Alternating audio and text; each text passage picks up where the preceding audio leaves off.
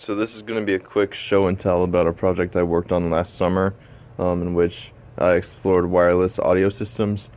So one day I was at Goodwill and they had a pair of walkie-talkies, and I realized that basically what a walkie-talkie does is it sends audio over FM radio. And so I brought this one home and I took it apart and I kind of reverse engineered it. I figured out that the speaker is being used as a microphone uh, when you hold this button down.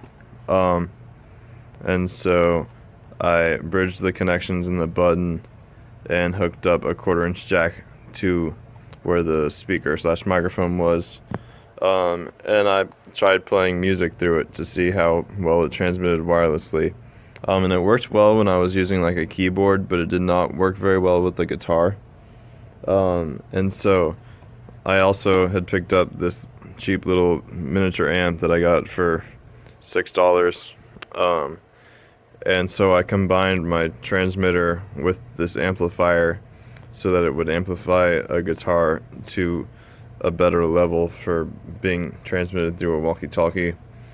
And so yeah, it works better. The tone isn't great, um, but it does certainly work better than it did before I hooked this up to it.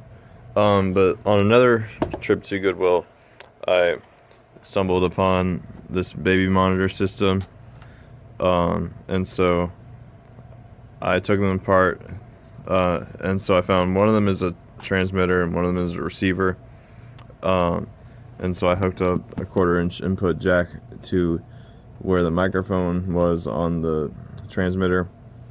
I added a 9 volt 2.1 millimeter barrel jack, and so yeah, it actually transmits the signal a lot better than the walkie-talkies did.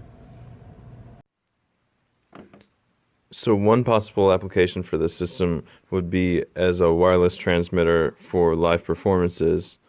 So say you're in a marching band and you're taking a solo, but you're out in the middle of the field and you don't want to be plugged into a PA system by a cable, but you also don't want to spend $200 on a professional grade wireless system.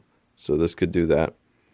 And another application for this would be as a distortion pedal, because it gives so many different options for tone, because you can change the volume on your instrument to change how it interacts with the transmitter and receiver. Plus, you can turn up the volume of the receiver, and that will also change the tone pretty dramatically.